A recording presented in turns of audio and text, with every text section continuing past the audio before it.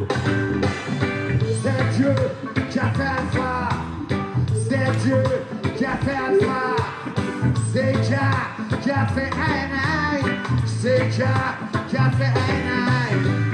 Et oui, mesdames, mesdemoiselles, messieurs, bienvenue à toutes les personnes qui viennent de nous rejoindre du côté du direct. Le plus extraordinaire, le 92.2, mon invité ce soir, Guy Richard Banzou. Mesdames, mesdemoiselles, messieurs, c'est Jah qui a fait Alpha. Je voulais partager ce moment musical avec vous. Vous savez, comme on dit, la musique adoucit les mœurs. Bienvenue encore une fois à toutes les personnes qui viennent de nous rejoindre du côté du Canada, du côté des États-Unis, du côté de Brazzaville, et Lingambonda, Mobala Fungolinganda Ponabino. Bonsoir, bonsoir, c'est Dieu qui a fait Alpha. Eh oui, Richard Banzou une fois. Richard Banzou deux fois. Allô? Oui. Bienvenue dans Eva Show. Richard, comment vas-tu? Oui, je vais très bien. Bonjour, papa. Bon début de semaine à toi. Bon début de semaine, merci, et à tous ceux qui nous suivent. Ben, à tous ceux qui nous suivent, effectivement, moi, je vais rester dans l'actualité. L'actualité, effectivement, j'ai lu un papier ce matin. J'ai vu que le président, le secrétaire général du PCT a envoyé balader le dialogue de Mbéry Martin. Qu'est-ce qui se passe? Bienvenue à toi dans Ebaka Show.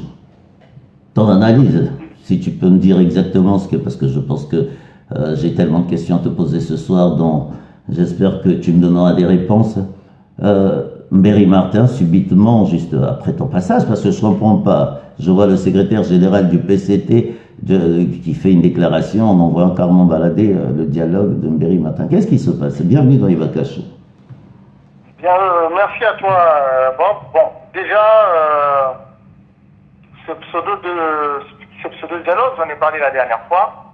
On ne peut pas, dans des circonstances pareilles, telles que M. Martin Mbéry était en train d'évoluer, avec beaucoup de mensonges, en voulant organiser un pseudo-dialogue et la coller, si vous voulez, le greffer aux Nations Unies, alors que les Nations Unies possèdent un gros dossier pour une conférence internationale qui a été déposée par les avocats et M. Modeste Bokatia. Donc c'était déjà paradoxal de dire que c'était un dialogue qui serait organisé par les Nations Unies. Donc ça veut dire que déjà, tout au début, on commence par des mensonges. Par un mensonge qui ne cadre pas avec l'idéal du maintien de la paix.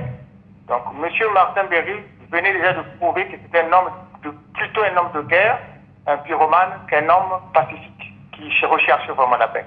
Bon, au PCT, il n'y a pas que des idiots, hein. Il y a des gens qui réfléchissent.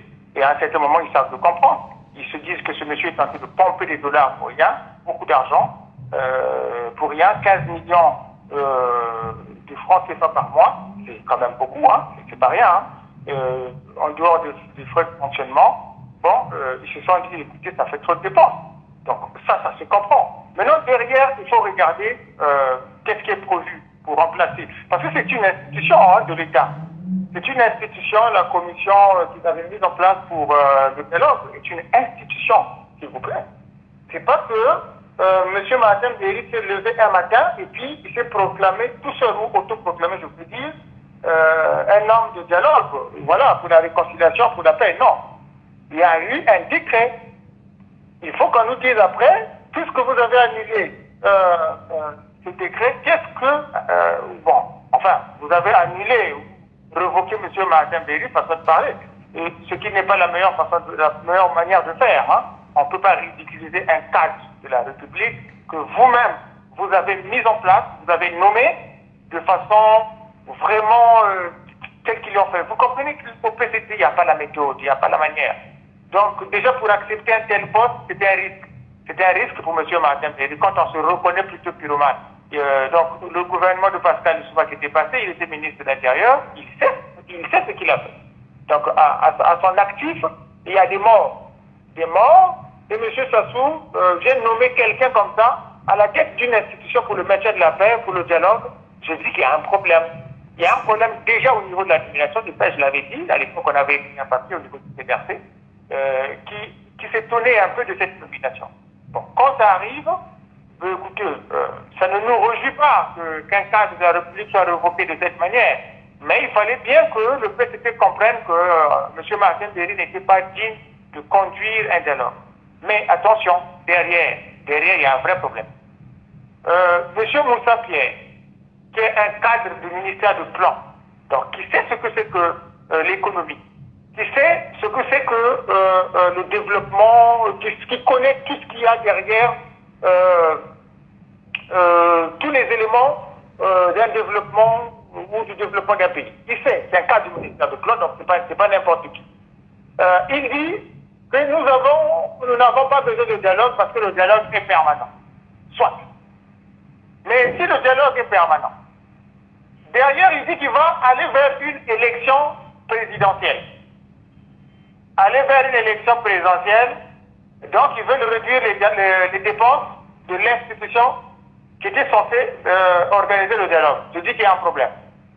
Aller vers une élection présidentielle est dangereux et c'est une façon de reconnaître ou de dire qu'il n'y a pas de crise au Congo. Non. Pour le PCT, il y a crise lorsque les armes crépitent. Pour eux, c'est la seule crise qu'ils connaissent. Et donc, ça m'étonne qu'un cadre du ministère de Plan dise qu'il n'y a pas de crise, le dialogue est permanent. Non, il n'y a pas de dialogue permanent au Congo.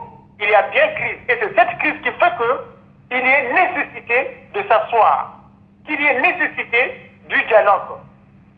Donc, s'ils remettent en cause leurs institutions, ça veut dire qu'ils vont venir à la table ronde, ça veut dire qu'ils cautionnent l'idée de la conférence internationale. Le pays est dirigé par le FMI aujourd'hui. Sassou Nguesso ne dirige plus rien, il ne contrôle plus rien sur le plan économique. Il ne contrôle plus rien sur le plan de ses recettes, puisqu'il doit rembourser une dette qu'il a empruntée pour la énième fois, donc c'était un emprunt au FMI. Et ça révèle que le pays est en crise. Pourquoi M. Moussa ne reconnaît pas qu'il y a crise? Pourquoi M. Moussa ne reconnaît pas que la crise la plus grave dans un pays, ce n'est pas la crise politique ou la crise militaire? Ce n'est pas la crise des institutions où les gens peuvent s'asseoir et compter le nombre de morts pour dire que bon, on veut tirer dessus, il y a eu 20 morts.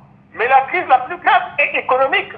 Lorsque le pays ne peut plus équilibrer sa balance de paiement, lorsque, au niveau de tous les paradigmes macroéconomiques, vous êtes franchement dans une situation de là. Même les plus grands keynésiens, s'ils pouvaient ressusciter Keynes aujourd'hui, qu'il vienne diriger la République du Congo, il ne pourra pas s'en sortir. Guy Richard. Le plus grand économiste ne pourra pas. Parce que, laisse-moi terminer, parce que c'est très important. Les gens pensent que la crise, c'est quand les gens se tirent dessus, c'est quand les armes crépitent. Non! La crise la plus grave, elle est économique. Je vous fais la démonstration. Derrière la crise économique du Congo, il y a eu, à Pointe-Noire, plus de 1800 entreprises qui ont fermé. Des sous-traitants de Total, Eni et autres entreprises. Derrière ces entreprises, il y avait les Congolais qui nourrissaient leurs familles. Ça veut dire quoi? Ils sont au chômage, ils n'ont plus de revenus. Et comme ils n'ont plus de revenus, ça veut dire quoi? Ils ne peuvent plus se soigner, ils ne peuvent plus manger correctement. Or, la faim engendre des maladies. Quand vous ne pouvez pas, vous n'avez pas de ressources pour vous soigner, ça veut dire qu'il y a des morts. Des morts qu'on ne peut pas compter parce que personne ne peut mettre les statistiques en branle. Ni Pierre Moussa qui a été longtemps ministre de l'économie. Monsieur Moussa ne doit pas perdre de vue cet élément parce que c'est grave ce qu'il dit en tant qu'économiste. En tant que cadre du ministère du Plan, il devait reconnaître qu'il y a eu une crise économique gravissime en République du Congo et cette crise exige qu'on s'asseye. Il est important d'aller vers une table ronde aujourd'hui. Nous sommes en train de travailler pour ça parce que cette crise tue plus que la guerre.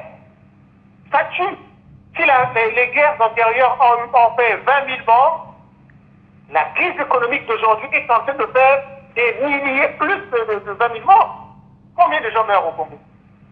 Dernièrement, il y a eu 500, combien de personnes qui ont été enterrées là?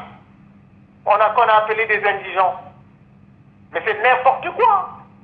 Ces morts sont occasionnés justement par cette crise. Il y a beaucoup de gens qui meurent en dehors du Covid-19. La misère, la paupérisation qu'ils ont vraiment engendré dans le pays. Mais la crise est grave au Congo, elle est économique. Et c'est comme si on vous avait attaché les couilles, permettez-moi l'expression, et on vous dit de fonctionner, de marcher. Le Congo est dans cette situation. Le Congo ne peut plus rien faire aujourd'hui. Parce qu'il ne contrôle plus aucun paradigme sur le plan économique. Il n'y a plus rien qui marche. Le pays marche, la tête en bas des pieds en haut. C'est la logique de Gongolova Soki aujourd'hui au Congo-Brazzaville. Et quand vous voyez un ancien ministre du plan, vous dire qu'on doit aller vers une élection présidentielle, parce qu'il n'y a pas de crise au Congo, parce qu'il n'y a pas besoin de dialoguer, parce que le dialogue est permanent, c'est un criminel. Ça, c'est un crime. Parce que les gens qui meurent aujourd'hui au Congo, suite à la misère, suite à la paupérisation des Congolais, sont incomptables. Personne ne fait les statistiques. C'est lui qui devait produire les statistiques en tant que cadre du ministère des Plans, mais il ne le fait pas. Il faut qu'on sache combien de gens meurent de misère. Il faut qu'on sache combien de gens sont dans les forêts mal logés.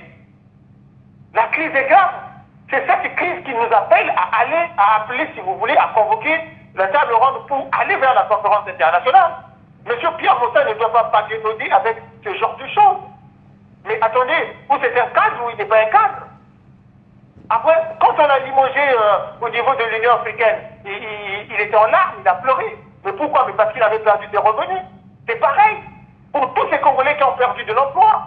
Total va fermer, va partir du Congo. Eni Congo va vendre ses actions, c'est pas. Ça veut dire quoi? C'est encore des masses des Congolais qui vont aller en chômage. À l'Ivoire, pareil. Il se passe des choses gravissimes sur le plan économique. Mais c'est une crise très grave. Il faut qu'on s'asseye. Il faut qu'on regarde. Il y a même des journalistes qui écrivent des papiers pour dire allons à l'élection, tout se passe bien, la Constitution n'a pas prévu ceci, n'a pas prévu cela. Non, quand il y a crise, quand le président de la République ne contrôle plus l'économie, quand aucun paradigme économique n'est fonctionnel dans un pays, quand la balance de paiement, depuis des années, elle est déséquilibrée, on doit s'asseoir pour dire que la crise est grave. Donc, ça aurait été une entreprise, hein, on allait dire qu'il faut déposer le bilan. Attends. Et le Congo. Moi, je vais revenir sur ce que tu es en train de dire. On va s'asseoir, Guy Richard.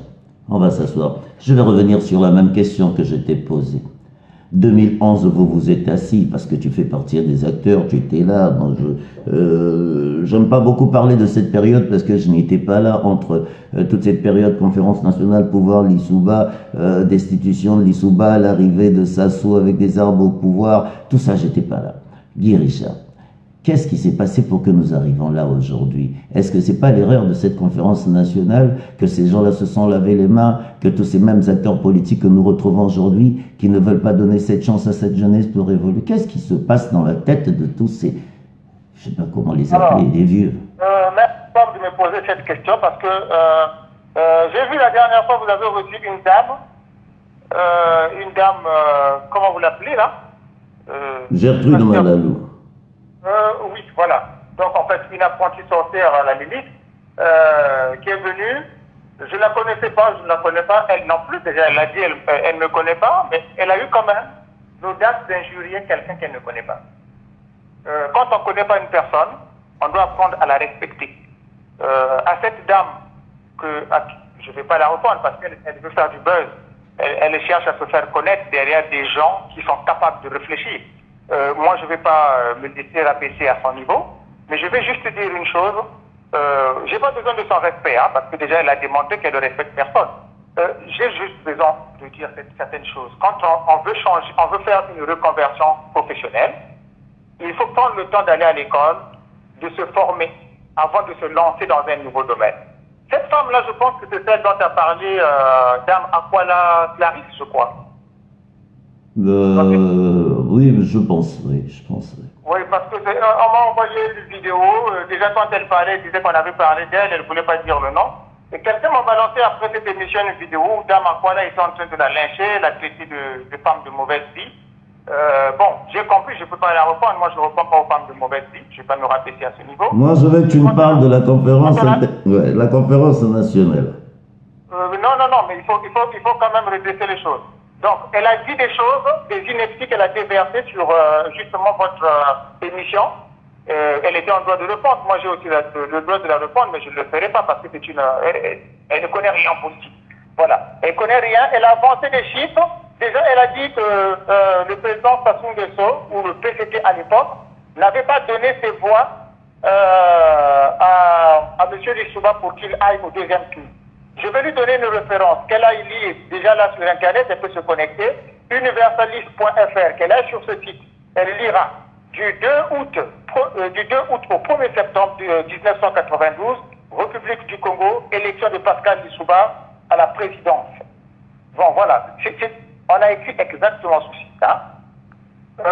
Le 2, les Congolais participent à la première élection présidentielle depuis l'indépendance de 1960. 17 candidats sont en liste. Pascal Lissouba, candidat de l'Union panafricaine pour la démocratie sociale, voilà, bref, je vais très vite, arrive en tête au premier tour avec 35,89% des voix, suivi de Bernard Kolelas du mouvement congolais pour la démocratie et le développement intégral, le MCDD, qui recueille 20,32% des suffrages. Arrive en troisième position avec 16,87% de voix le président Denis Sassou Nguesso, chef du Parti congolais du travail. Alors, il déclare accepter le verdict des urnes.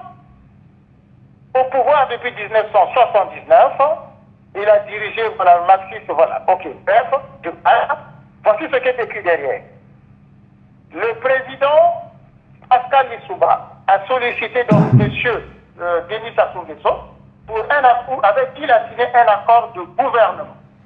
Donc le président Sassou Nguesso demande 7 postes, je dis bien 7 postes ministériels, qu'il n'obtient pas. Donc l'UPADS lui propose 3 portefeuilles. Ce qui décourage Denis Sassou Nguesso, qui n'est pas d'accord.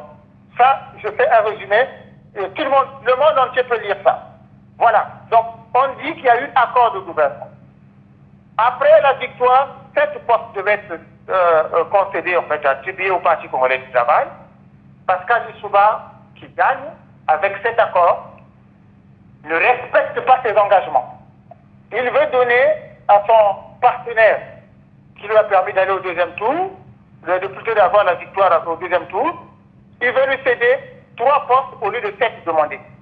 Voilà, donc là, elle ira, c'est un journal français, facilement, vous avez les références, elle peut se retrouver. Donc, les inepties qu'elle a déversées, et à la fin, au deuxième tour, donc Pascal Lissouba gagne avec 61,3% de voix. Donc elle a parlé de 53%, elle s'est embrouillée dans les chiffres parce qu'elle n'en avait pas la maîtrise. Bon, c'est des gens qui lui ont fait des petits papiers, des gens qui l'ont conseillé derrière, c'est ceux-là qui n'avaient pas la bonne information. Donc, moi, j'excuse ce genre de femmes qui veulent, mais quand vous arrivez dans un milieu où vous n'avez pas la maîtrise, prenez le temps de vous acclimater, madame. Vous vous acclimatez, vous vous informez, vous cherchez les bons chiffres, de façon à venir contredire quelqu'un qui est dans les chiffres. Moi, je peux vous donner tous les chiffres. J'ai des coupures des journaux depuis 1992. Depuis la transition d'ailleurs. J'ai des coupures des journaux, je vous donnerai les références avec les dates, les sites où vous pouvez aller regarder tout ça. Donc, cette dame-là ne peut pas venir faire l'apprenti sorcier auprès de quelqu'un qui cherche l'information et qui donne la bonne information. Donc, le président Pascal Lissouba, elle ne le savait peut-être pas, avait bien signé un accord de gouvernement pour 7 postes au PCT et il n'en a donné que 3. Et c'est l'origine du mal. Bon, vous avez posé la question, je vous dis, l'origine du mal, c'était ça. Donc, tout ce qui vient derrière, la dissolution du Parlement, qui s'ensuit parce que le PCT retire ses députés, l'UPADS n'a plus la majorité, après, c'est la motion de censure qui arrive, et tout le reste, c'est a pour origine, en fait, si vous voulez, cette escroquerie politique. Voilà. Je ne suis pas contre le président Pascal Lissouba. Je ne suis pas contre le président Denis Sassou Nguesso, ni contre qui que ce soit, mais moi je fais une restitution honnête de l'histoire. Moi je discute avec les généraux de l'UPADS, je discute avec des anciens ministres de l'UPADS. Tous ils sont d'accord avec moi pour reconnaître que Pascal Lissouba était bon savant au laboratoire, mais mauvais président de la République. Voilà. Tous ils sont d'accord. Donc quand cette femme appelle à faire le bilan, mais elle aura honte le jour où les cadres de l'UPADS vont faire le bilan, ils ne peuvent pas le faire. Parce que le bilan est négatif. Mais hyper négatif. Ils ont réussi quelque chose, c'est les accords pétroliers. Ça a été bien négocié. Il faut le leur reconnaître. Le reste, il n'y a eu que des morts, des crimes, des cadavres. Comment voulez-vous que pendant votre règne à vous, vous êtes président de la République, grand savant que vous êtes, dans le pays, qu'il y ait plusieurs ministres. Mais plusieurs ministres créés par vous-même en tant que président de la République, c'est-à-dire en dehors du Cobra, du PCT, en dehors des ninjas du MCDDI, en dehors des requins du PADS, en dehors de tout ça, vous avez l'UPADS, parti au pouvoir, qui crée 4 ministres. Le parti au pouvoir, qui a besoin d'avoir une armée républicaine, crée 4 ministres, successivement. Les Obévillois, les Zoulous, les Mamba, les Kokoy. Est-ce qu'on en avait besoin? Si un gouvernement fait de telles choses, ça veut dire que derrière, il se cache quelque chose. C'est ce que j'avais dit, que le président Pascal Lissouba, avec preuve à l'appui, moi j'ai le document. J'ai le document qui a été signé par le conseiller, dont la négociation avait été faite par un des conseillers de Paul Kagame. J'ai le document. J'ai tous les éléments et toutes les preuves pour vous démontrer que Pascal Lissouba ne voulait pas quitter le pouvoir.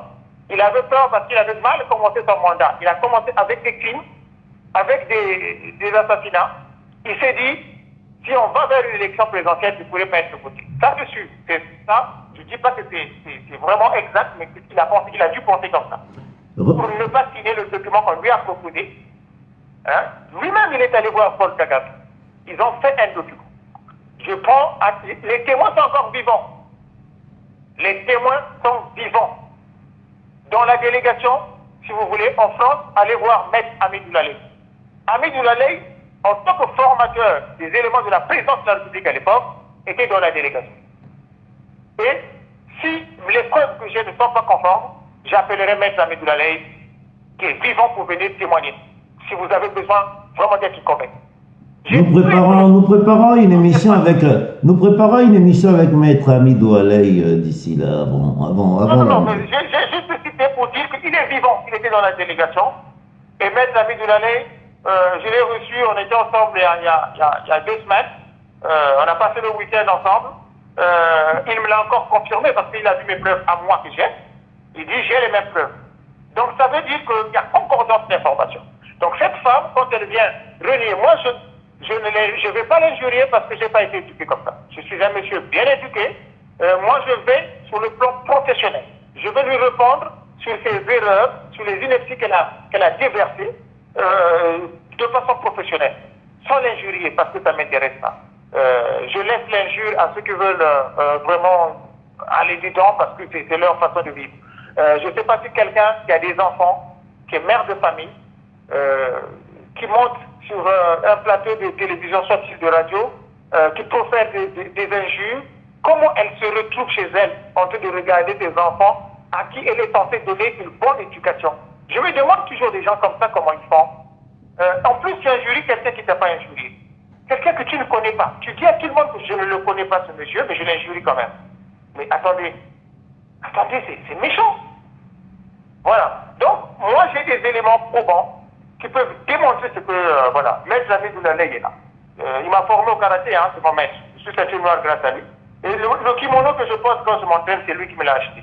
Voilà. Donc, c'est quelqu'un d'honnête, c'est quelqu'un qui était là au cœur du pouvoir. Il peut vous faire vous raconter, vous donner ses preuves. On a confronté les preuves. C'est pour ça que je parle aujourd'hui. Parce que j'ai les mêmes preuves que lui.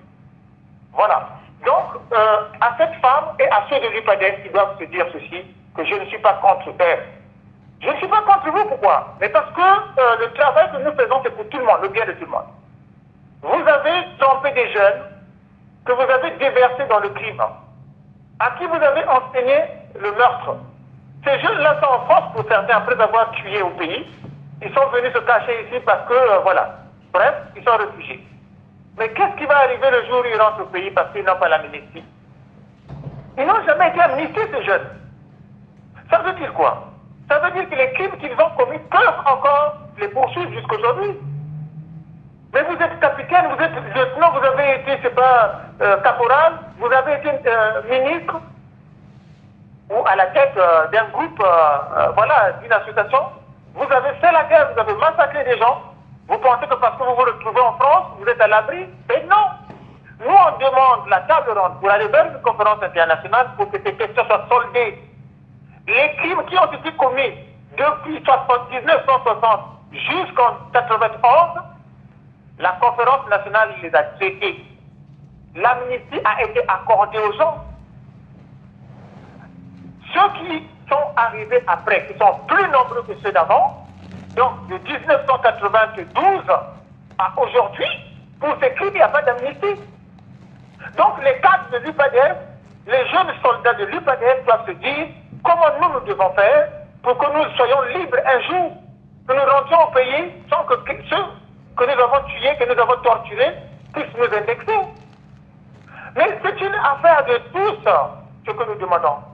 C'est pour le bien de tout le monde. Et cette femme qui vient injurier quelqu'un, attendez, monsieur Bob, moi j'ai reparé, je vais vous faire un témoignage. Moi j'ai reparé le tort que eux ils ont, j'ai commencé à réparer, pas peut-être totalement que j'ai reparé. J'ai commencé à réparer au sortir de la guerre de 1997, donc en 1998. Moi j'étais là où eux ils n'étaient pas. Cette femme n'était pas là. Ils ont causé la guerre, ils ont causé la misère. Moi j'étais là pour réparer la misère. Je vous explique. Nous étions avec des amis ensemble en train de réfléchir comment faire pour que les gens qui avaient perdu les terrains, leurs maisons plutôt cassées à Bakongo, ceux qui avaient vu leurs maisons être cassées à Diata, Mukabala, Makazu, comment on pouvait faire pour soit les ramener dans ce quartier-là, tranquillement sans qu'il y ait des incidents, soit qu'ils procèdent par des échanges de bons procédés, c'est-à-dire vous avez une parcelle à Makazu, pour ceux qui sont venus à Bakongo. L'autre qui est à Makazu avait une parcelle à Bakongo.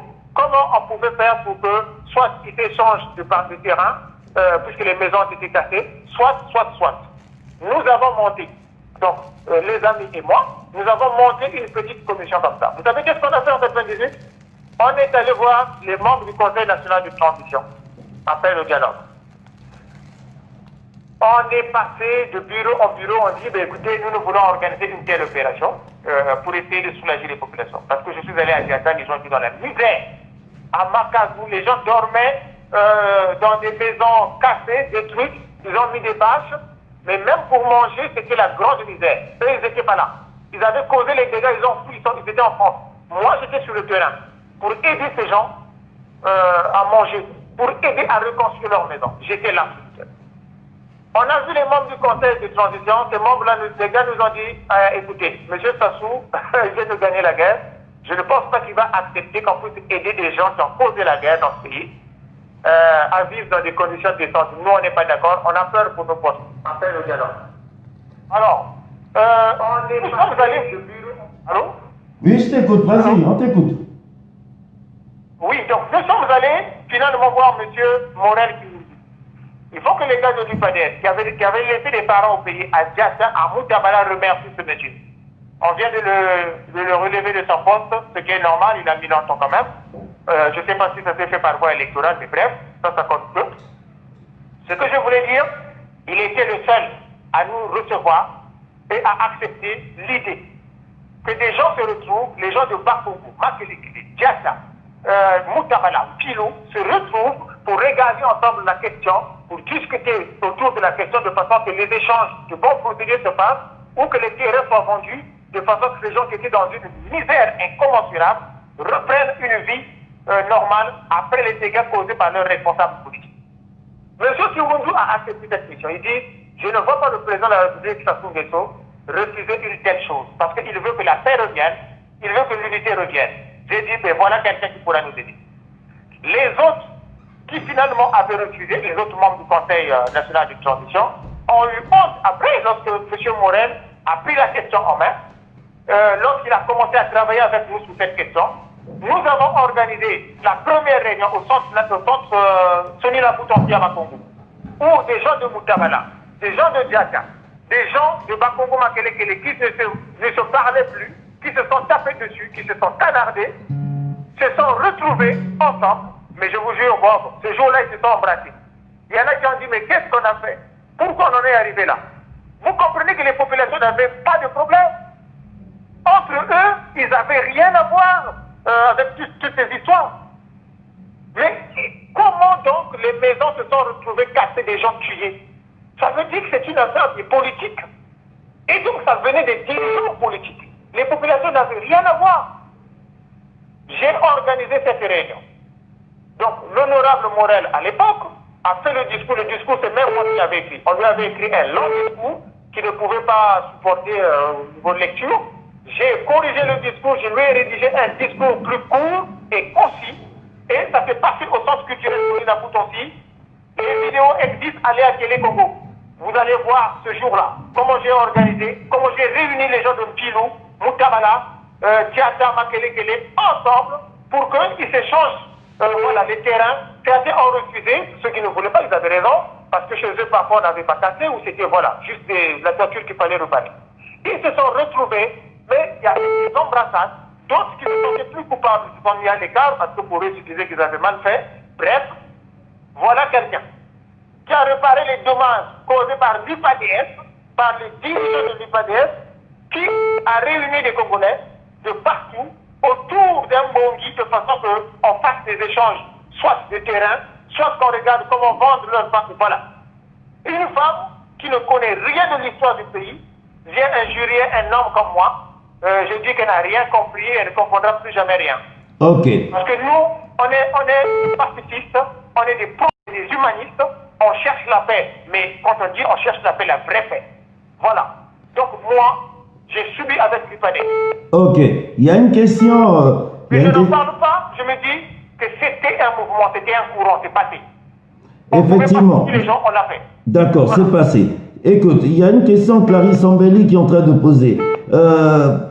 Par ta voix, j'aimerais, ce monsieur, pourquoi de la conférence internationale on passe à la table ronde? Ça, c'est une question que Clarisse Ambelli est en train de poser. Pourquoi de la conférence internationale on passe à la table ronde? Merci Bob. Donc on passe à la table ronde, c'est pas parce qu'il n'y aura plus de conférence internationale, non. La table ronde, c'est pour accorder les violences. Vous savez que pendant longtemps, il y en a qui ont parlé de conférence nationale, il y en a qui ont parlé de dialogue national, il y en a qui ont parlé de dialogue international, ok? Nous nous sommes rapprochés de beaucoup d'institutions au niveau international pour solliciter de l'argent, pour solliciter des fonds.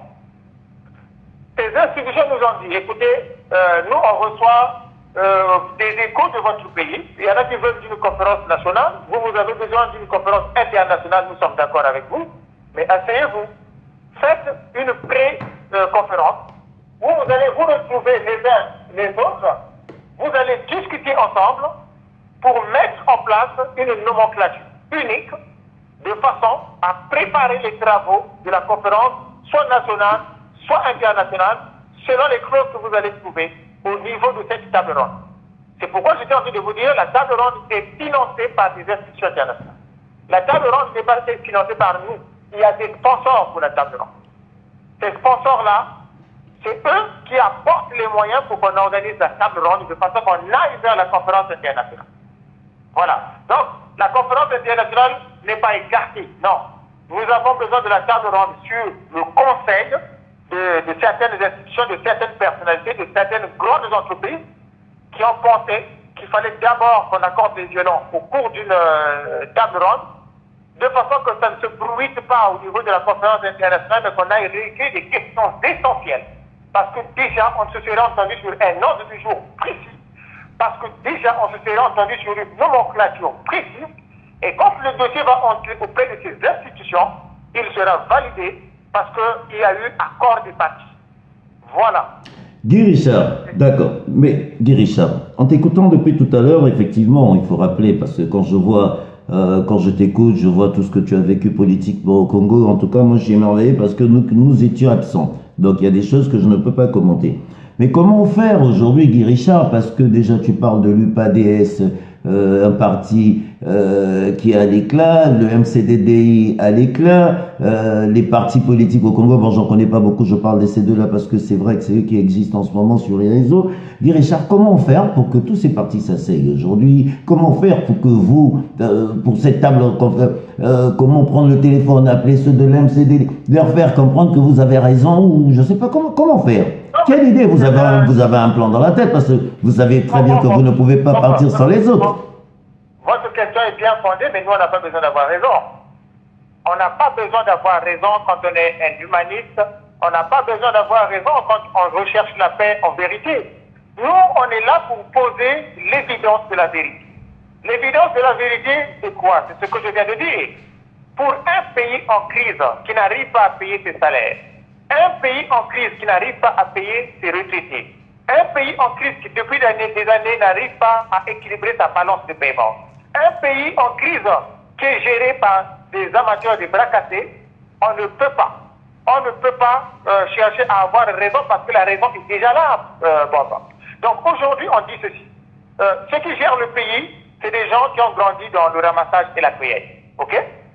C'est des gens qui ne savent pas comment diversifier l'économie. Parce qu'ils ont grandi dans le ramassage et la cueillette. C'est-à-dire que je vis dans un village quelque part, je me lève le matin, je prends ma nappe, je vais la mettre à l'eau, j'arrive à midi, je récolte du poisson. Quand j'ai besoin de fruits, je vais en forêt ou dans la savane, je vais récolter des fruits, je cueille et je viens manger. Ceux qui dirigent le Congo, ils ont grandi comme ça. Donc, ils n'ont aucune notion de la diversification de l'économie. C'est pourquoi quand vous le mettez à un poste, à la SNPC ou n'importe où, lui, quand l'argent entre, il ramasse l'argent. Il mange l'argent.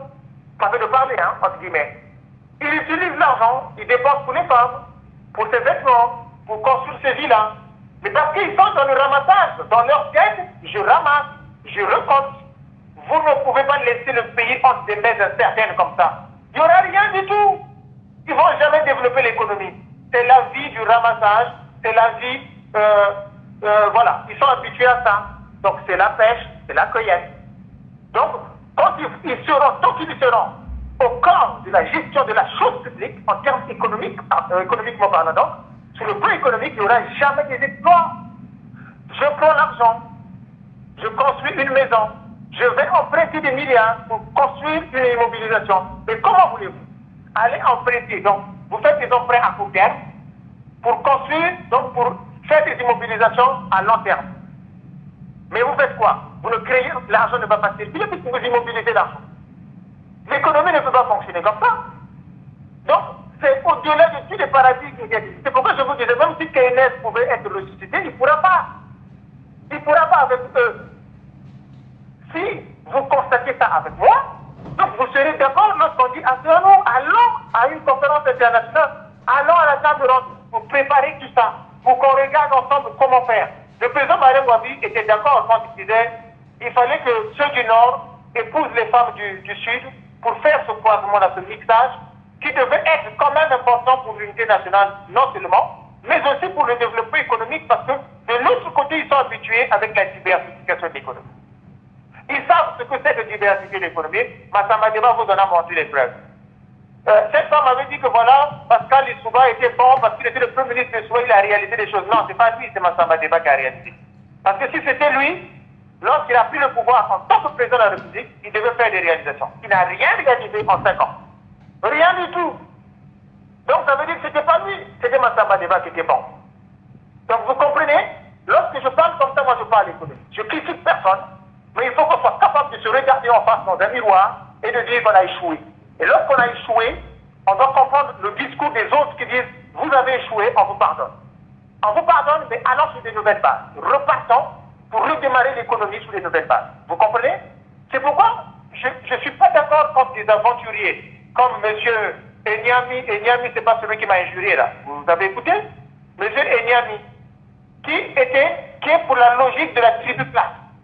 Parce que lui, les mochis de Bunji, il pense que les mochis de Oyo, de Olombo sont des petites gens. Pour lui, dans sa tête, c'est ça. Donc les mochis de Bunji sont supérieurs aux mochis. C'est pourquoi il est allé avec Lupadiès qui était pour la tribu classe. Et donc, lui, après avoir bombardé les quartiers nord, donc ses propres parents, M. Enyami, ou Nyami, je ne sais pas comment on l'appelle là, qui veut survivre derrière son grand-père, qui était Jacques Opango, qui n'arrive même pas à atteindre la petite cheville, hein, qui veut faire, donc en fait, lui, il pense qu'en politique, on peut hériter le nom de quelqu'un, il pense qu'en politique, on peut hériter quelque chose, comme ça sans faire des efforts. Mais non, mais crée ta ligne, crée ta personnalité à toi, vis, développe-toi avec cette personnalité, M. Onyami. Vous n'êtes pas obligé de dire tout le temps que je suis le petit-fils de Pango, mais Pango c'était un bon. Pango avait compris qu'il avait accepté la main tendue au Pango. Cette main tendue que vous, monsieur Onyami, que vous n'êtes pas en train d'accepter. Parce que la main tendue, c'est pour tout le monde, c'est pas que pour monsieur Sassou. La main tendue, c'est pour vous, des rebelles comme vous, monsieur Onyami. Vous qui m'injuriez alors que vous ne me connaissez pas. Vous savez, Bob, je me suis amusé. Je me suis amusé à prendre la vidéo de monsieur Onyami, à la transférer auprès de ma fille qui a 12 ans. Il y a une question de Maman Nat. Il y a une question de Maman Nat. Elle dit, est-ce que vous pensez que tous les partis vont accepter venir s'asseoir à votre table ronde? Non, on n'a pas besoin de tous les partis. La table ronde, ce n'est pas la conférence internationale. La table ronde, c'est pour préparer la conférence internationale. On a besoin de la société civile. On a besoin des partis politiques. Même si on a 2 ou 3, on va fonctionner. Pourvu que la société civile soit là. La société civile n'a pas de problème. Nous avons déjà, je vous dis, nous avons des associations du Canada. Nous avons des associations des États-Unis qui sont d'accord, qui nous ont envoyé leurs propositions. C'est pourquoi je réponds à certains qui disaient que la table ronde est vide, il n'y a rien, mais vous êtes malade. Vous pensez qu'un intellectuel comme moi, je suis quand même docteur, mon ami. Hein? Vous pensez que moi, je vais aller vers une institution de table ronde, je viens vous en parler comme ça, alors que c'est vide dedans? Mais il faut tomber, je ne sais pas si vous êtes tombé au bas de votre lit, mais avant de dire des choses comme ça, il faut réfléchir. Nous, on vous a laissé tout le temps à part, aux États-Unis, partout, de régler les problèmes du pays. Vous avez fait quoi? Vous avez cassé les ambassades. Vous avez brûlé les ambassades. Vous avez fait quoi? Vous avez injurié tout le temps. Et ça continue là, monsieur Onyami. Madame, comment on l'appelle là, la femme, je ne sais pas comment on l'appelle. Vous avez tout le temps raconté des âneries qui n'ont pas fait avancer le pays. Monsieur Sassou est toujours là. Il est toujours là. Il n'a pas négocié. Rien. Ça veut dire que ça ne marche pas. Arrêtez maintenant, faites comme nous. Quand vous étiez en train de casser, nous on n'était pas là. On ne disait pas, on ne parlait pas. Moi je ne disais rien. C'est pour ça que quand quelqu'un, comme Onyami se lève, pour venir injurier quelqu'un qu'il ne connaît pas, qui ne l'a pas injurié, qui est d'une bonne éducation, parce que lui n'est pas d'une bonne éducation, il injurie. En politique, on n'injurie pas. C'est argument contre argument. C'est ce que je demande à M. Onyami. S'il a des arguments, qu'il m'invite sur un plateau de télévision. Mais avant de m'inviter, qu'il sache que je suis journaliste d'investigation. Parce que moi, je viendrai avec des preuves et je vais le mettre le cul au sol, pardonnez-moi l'expression. Je vais le rabrouer, mais d'une manière... il faut qu'il accepte ça. Bon, invite-le même 20 minutes avec moi. 20 minutes seulement. Je vais le dépêter, mais d'une manière extraordinaire. Parce que moi, je ne peux pas accepter que quelqu'un qui a tiré sur les quartiers publics, il était avec Pascal Lissouba. Donc, lui, Moshi, il a tiré sur les Moshi. Il a demandé à Pascal Lissouba de tourner les canons vers les quartiers nord, bombarder à l'hélicoptère. Il était là. Donc, en fait, il est la honte des Moshi, lui. Il est la honte des hommes du Nord, M. Onyami. Je ne sais pas s'il peut parler politique aujourd'hui. En plus, vous avez lu ce qui a été publié sur lui. Ça est sur Mediapart, vous pouvez vérifier. Qu'il touche l'argent des renseignements du pays. Donc faites attention, vous qui êtes dans la diaspora. Il est payé par le Parti congolais du travail pour espionner. Et c'est le travail qu'il faisait autour de M. Bougadia. Ça, c'est très sûr. Parce que quand je l'ai lu, j'ai dit voilà, M. Bougadia a eu raison de se retirer d'un tel homme. Et aujourd'hui, attendez, il faisait des éloges de M. Bougadia. Aujourd'hui, il est le premier à tirer un poulet rouge sur M. Bougadia. Mais simplement parce que le monsieur s'est retiré de lui. Le président Bougadia, je le respecte, donc je n'ai pas envie de le mettre dans ça. Mais ce monsieur doit apprendre. Donc je disais que je voulais continuer l'histoire. Donc j'ai balancé cette petite vidéo à ma fille qui a 12 ans, qui a 14 ans plutôt, excusez-moi. Elle a écouté, elle a dit, mais papa, qu'est-ce que tu as fait à ce monsieur? Je lui ai dit, je ne lui ai rien fait. Il dit, mais c'est une violence gratuite, ça. Une fille de 14 ans, niveau 3e, elle dit que c'est de la violence gratuite. J'ai dit, mais ça m'a interpellé. J'ai dit, mais comment ça? Que M. Onyami, qui paraît-il, c'est pas hyper diplômé professeur de ceci, de cela, qui se passe pour le plus gros intellectuel des Moshi, ne comprennent pas que injurier quelqu'un qui ne t'a pas injurié, qui ne t'a rien fait, que tu ne connais pas, avec qui tu ne dialogues pas, tu n'as jamais mangé avec lui. L'injurier, c'est une violence. Mais et donc une violence gratuite. Parce qu'il y a des violences qui sont justifiées. Comme moi, aujourd'hui, je peux être violent à son égard parce qu'il m'a injurié, alors que je ne lui ai rien fait. Donc cette violence serait justifiée. Mais je ne tombe pas dans ça parce que c'est tombé trop bas. Donc lui m'a injurié gratuitement. Alors que je ne l'ai jamais côtoyé, hein, ce monsieur. Vous voyez? Donc, quand des gens comme ça se passent pour des hommes politiques, dites-vous qu'ils sont plus dangereux que Sassou Nguesso. Monsieur Guéricha, effectivement. Je voulais terminer en tirant une petite ligne. Je vais faire une sorte de parallèle. Eux, ils sont tentés de reprocher à M. Sassou Nguesso tout ce qu'il a fait au pool, partout. À M. Dominique Okeba qui a reconnu qu'il a tiré, massacré les hommes du pool, le ciel n'est pas tombé. Ils sont tentés de leur reprocher cette violence gratuite. Parce que la maman qui est dans le pool, une paysanne qui ne connaît ni M. Sassou, ni M. Jean-Dominique Okeba, a reçu des balles, des munitions, voilà, bref. Ça, ils ont appelé ça violence gratuite. Quand M. Onyami injurie quelqu'un comme moi, qui demande la paix, qui prêche le pardon, qui prêche la réconciliation. Mais en plus, j'ai réparé leurs erreurs quand lui parlait de suite. Moi, j'étais là pour réparer. Il m'injurie. Vous constatez qu'il y a violence gratuite du côté de M. Onyami, violence gratuite du côté du PCT, M. Sassou. Ça veut dire que M. Onyami est comme M. Sassou. Simplement. Parce que les deux sont dans la violence gratuite. Donc, à un homme comme ça, si vous donnez le pouvoir, il va vous massacrer. D'accord. Ceux qui disent que M. Bougacha est méchant, qu'il est plus dangereux, parce que j'ai entendu, j'ai dit, mais ça va pas. Quelqu'un qui a fait la prison, qui sort de prison, qui vient, qui vous dit, je pardonne, allons vers un dialogue. Mais c'est pour résoudre les problèmes. C'est pour ressasser. Regardez qu'est-ce qui n'a pas marché. Donc un homme comme ça n'est pas violent. Mais vous, qui injuriez gratuitement quelqu'un qui vous a rien fait, vous pensez que vous êtes mieux que lui? Mais attendez, on n'a pas besoin d'être hyper intelligent pour comprendre que c'est des vrais aventuriers politiques. Bref, monsieur Bob, je vous laisse poser votre question. En parlant d'aventuriers politiques, effectivement, je me rends compte que cette guéguerre dure depuis 1959. Je l'ai dit, je vais réitérer ma question dont j'ai posé encore la dernière fois. Depuis 1959, à chaque fois qu'on arrive, il y a toujours ces divisions nord-sud, est-ouest. On est arrivé 72, assassinat, guerre sud-nord, on a tué tout le monde. Il n'y a jamais eu de nord-sud. 70, oui, ça voilà, 70. Bon. Il n'y a jamais eu de nord-sud. C'est une affaire des gouvernants. En fait, je vais prendre un exemple. La mort de Massokota. Les gens vont se dire qu'il y a des crimes, il y a des ceci. C'est une affaire de fait. Donc, ces affaires-là se sont combinées, recombinées, ont donc créé des énergies qui, dans la machine Congo, centripètent et centrifugent pour qu'à un certain moment qu'il y ait implosion.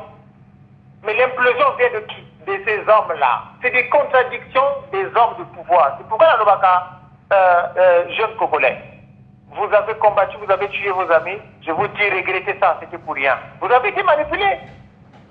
Vous avez été manipulé. Monsieur Sassou a ses problèmes personnels, par exemple, à l'égard à l'endroit de monsieur, à l'encontre, je veux dire, de monsieur Lissouba. Monsieur Lissouba a des problèmes à l'encontre de monsieur Kolera. Après, ils ont le pouvoir chacun, ils se disent, bon, qu'est-ce qu'on fait, on va régler nos problèmes. Alors, on réunit les jeunes, on les fait rentrer dedans pour casser de chez toi. C'est tout le temps comme ça. Les populations n'ont jamais eu de problèmes. Je vous ai fait la démonstration. Moi, j'étais sur le terrain. J'ai été aidé par M. Kiwunzu Morel, qui me donnait un peu d'argent que je partais distribuer chez ces familles-là, à Djadja, à Moutabala, au sortir de la guerre de 97, qui n'avaient rien à manger. J'ai sollicité des dons de partout pour aller nourrir ces familles, leur donner tant soit peu. J'ai organisé, M. Morel, avec ces pauvres populations, et moi, nous avons organisé au centre culturel Soni Laboutanti la première rencontre entre les gars de Pascal Lissouba qui avaient perdu des terrains à Bakongo, Makelekele, et ceux de Bakongo qui avaient perdu des terrains, des maisons cassées à Fielou, Moutabala Diata. C'est moi, j'étais à la base. Je vous le dis, et M. Morel a organisé ça. Le maire de Bakongo à l'époque était un colonel, c'est pour rappel. C'était un colonel, il ne voulait pas que ça se passe. Parce qu'il se disait que M. Morel était en train de prendre trop de succès, d'avoir trop... Mais parce que tout le monde avait refusé, puis il avait accepté. Et c'est pourquoi je me dis, parfois les gens disent que Sassou Nguesso ne va pas accepter ça. Sassou Nguesso n'acceptera pas la table ronde. Sassou Nguesso n'acceptera pas le dialogue. Moi, je suis convaincu que M. Sassou veut dialoguer. Mais parce que justement, en 98, comme moi, je négociais pour que les populations se retrouvent, les gens m'ont dit que Denis Sassou Nguesso ne sera pas d'accord. Que le président ne sera pas d'accord parce qu'il s'agit des gens de l'UPADER qui ont tué. Que le président ne sera pas d'accord parce qu'il s'agit des gens de Bernard Conera. Monsieur Morel, quand il a pris le dossier, le président de la République a dit oui. Et nous avons organisé. Donc, ils ne veulent pas que les choses avancent, mais c'est leur volonté à eux, ce n'est pas la volonté du président de la République. Et ils vous font comprendre que le président Sassou ne sera pas d'accord. Moi, je vous dis que M. Sassou va accepter la conférence internationale. Il en a besoin. Parce qu'il sait que l'économie ne marche pas. Il ne pourra pas avancer. Même s'il va vers une élection présidentielle en 2021, que ce soit lui ou n'importe qui pourra gagner s'ils font les élections après cette canardée, il ne pourra jamais gouverner la République. La dette du Congo à l'extérieur auprès des traders n'est pas connue. Elle est tellement colossale que le gouvernement actuel a honte d'en parler. Vous allez démarrer l'économie avec quoi? Dites-moi. Je vous dis, je vous parle là, si nous on organise une conférence internationale, le FMI va mettre l'argent. S'il faut sortir 4 milliards de dollars, le FMI nous donnera 4 milliards de dollars pour que l'économie congolaise redémarre. Nous en avons la certitude. Mais pas avant qu'on ait dialogué. C'est impossible. L'argent ne sortira pas. Les miettes qu'ils ont données, c'était un pouvoir. Ils ont donné des miettes. C'est parti dans une direction inconnue. Ils ne peuvent pas rendre compte aux autres. Monsieur Guirichard, d'accord, je commence à comprendre. Ok, Monsieur Guirichard, comment faire, puisque nous sommes à quelques mois de l'élection présidentielle? Nous avons aujourd'hui le secrétaire général du dialogue, je ne sais pas s'il faut l'appeler président, qui vient d'être viré par Moussa. Le président Monsieur Moussa, administrativement parlant, n'a pas le droit de virer M. Martin Berry. C'est impossible. Bon, maintenant comment faire? J'ai géré les ressources humaines pendant des années, j'étais directeur des ressources humaines. Puisque le désordre il est là, comment faire? Il n'a pas le droit de virer M. Martin Berry. Il peut lui faire honte, comme il a fait, mais l'institution du dialogue est une institution d'État. Donc, ce n'est pas un président d'un parti politique. Le PCT, c'est comme le MCDDI, c'est comme le RDPS. C'est un parti.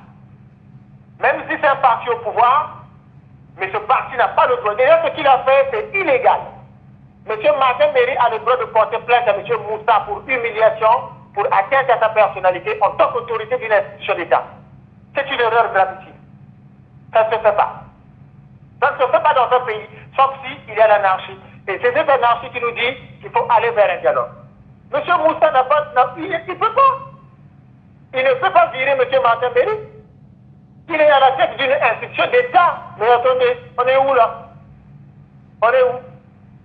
Le Congo est un pays qui est régi par des lois. M. Martin Berry a été frustré, a été humilié. Quand M. Moussa dit que le dialogue est permanent, ben, il parle en tant que responsable d'un parti. Ce n'est pas le président de la République.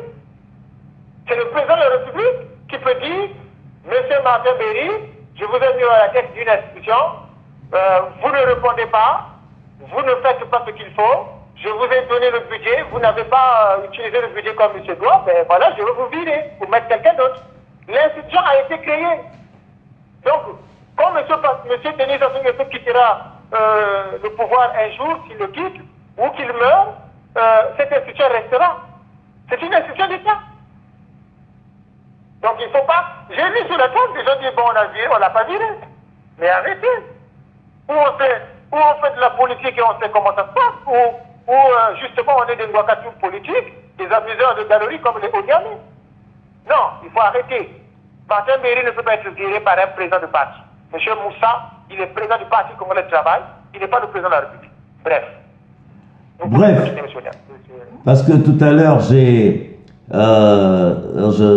Wagé Akele aussi, j'ai quelques questions à poser parce qu'il se passe des choses dans nos quartiers respectifs. Pour le mot de la fin, ou bien tu as encore quelque chose à rajouter, monsieur Guy Richard Pando, parce que je vous écoute je voulais dire ceci, que la table ronde va se tenir. La table ronde se tiendra parce que c'est une initiative qui ne vient pas de M. Boukadia, ni la conférence internationale d'ailleurs. Ce n'est pas l'idée de M. Boukadia, c'est l'idée d'une collectivité, c'est l'idée des associations, c'est l'idée des ONG. M. Boukadia, on le fait porter un projet. Il faut bien comprendre les choses. On a fait porter le projet à M. Boukadia parce que c'est une référence. M. Boukadia a été approché en fait par des évêques, par des pasteurs, par des prêtres, par des hommes d'État, par le Congrès américain, par le Sénat français, par l'Assemblée nationale, des gens qui lui ont parlé. Ils lui ont dit, vous avez fait de la prison, oui, mais c'est une prison politique. Vous n'avez pas volé, vous n'avez pas cassé une banque, vous n'avez pas pillé les délais de la République. Ce que vous devez faire, c'est de pardonner pour reconstruire le pays parce que le Congo en a besoin. Et donc, toutes ces personnalités et tous ces conseils aidants, M. Boukadia avait compris la nécessité de prôner le pardon, de prôner la réconciliation, de prôner le dialogue. Et moi, je suis un homme de dialogue. Je peux vous en donner un exemple. J'ai été à la base de l'arrêt des hostilités dans le pool en 2000-2001. Donc en 1999, t'en as dû voir. à démobiliser des soldats, des ninjas qui sont sortis à Brazzaville. Demandez à Castor, demandez au commandant Castor. J'ai réussi à démobiliser. Il était dans la délégation. Monsieur Castor. Aujourd'hui, vous le voyez, c'est un responsable de famille. Voilà comment les Congolais, les dirigeants politiques congolais détruisent les jeunes. Si M. Castor n'était pas sorti de la forêt, aujourd'hui, on ne parlerait pas de lui comme il est aujourd'hui. Enfin bref, je veux dire que c'est quelqu'un qui s'est organisé, qui a une famille, qui s'est reconstruit. Voilà comment ces politiques aujourd'hui détruisent les jeunes au pays. Mais il y en a qui sont encore dans les forêts, ils sont nombreux. Ce qu'on fait, c'est une initiative pour le pardon de dialogue. Vous êtes jeune de l'UPADES, vous avez été Kokol, Mamba de guerre, vous avez été Cobra, vous êtes en France, vous n'êtes pas à l'abri des plaintes, des requêtes, je ne sais pas, des plaintes que peuvent porter ces familles-là qui sont restées au pays contre vous pour le mal que vous avez fait. Vous n'êtes pas à l'abri. Vous voulez vous mettre à l'abri? Venez à la table ronde. Allons à la conférence internationale, parce que si amnistie il y aura, c'est là-bas. C'est là-bas, en fait. Ces jeunes qui parlent, qui injurient, qui sont là, qui racontent n'importe quoi, ne savent pas. Ils ne savent pas que nous sommes en train de vouloir les aider, en fait. C'est pour sauver, on a dit que c'est pour sauver des vies. Pour sauver des vies, on est obligé de trouver la méthode. Et donc la table ronde se tiendra, même sans vous. On n'a pas besoin des gens qui sont injurieux comme le Niamey d'ailleurs. Il s'est écarté tout seul.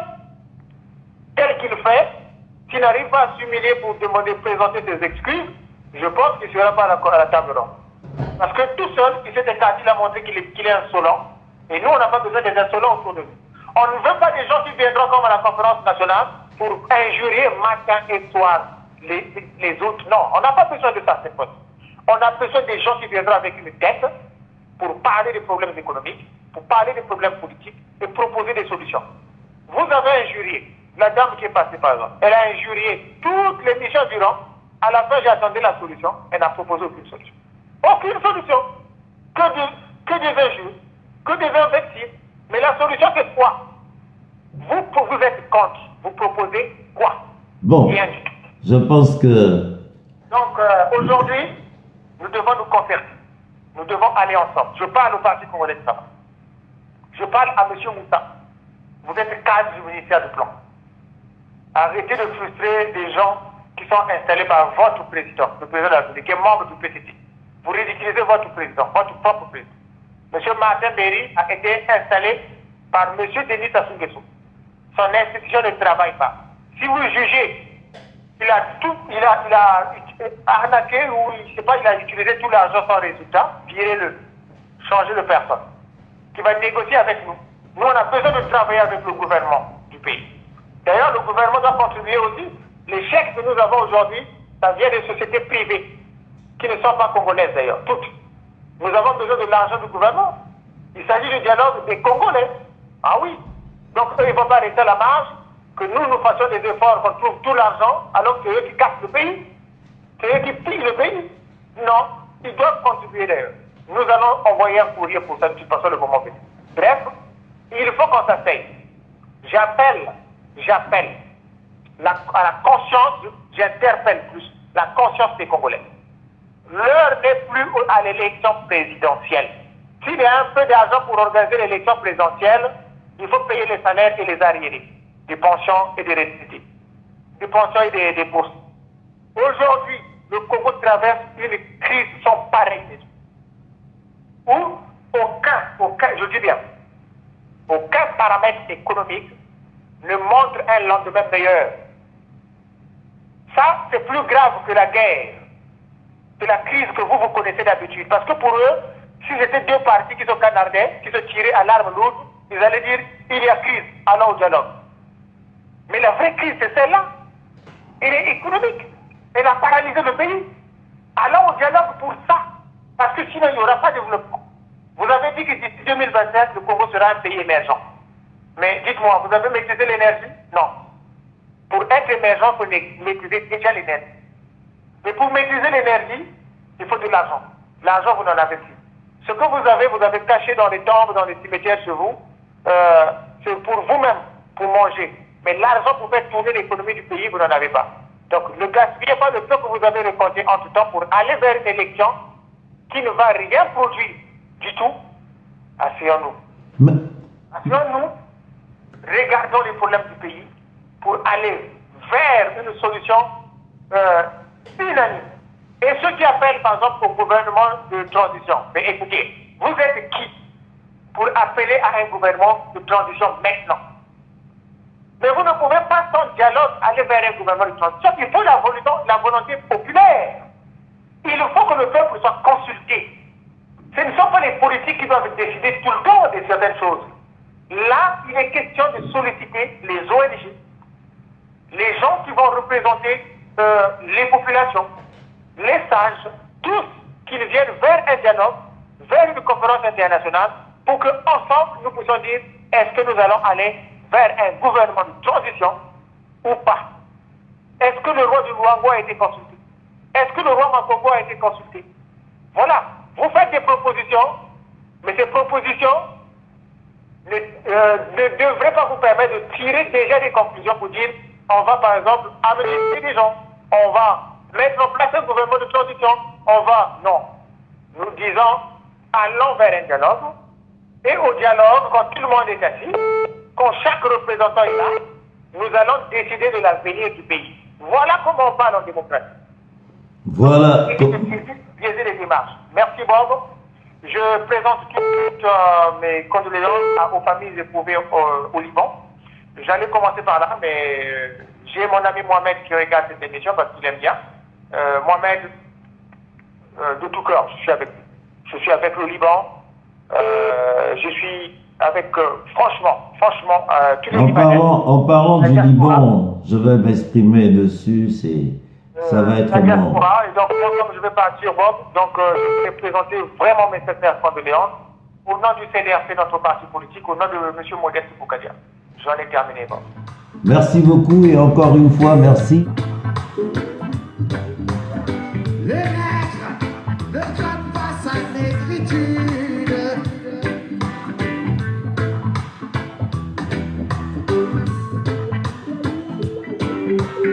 Ce que tu es parle plus haut que ce que tu dis. L'histoire que tu falsifies. Tu n'es pas Che Guevara.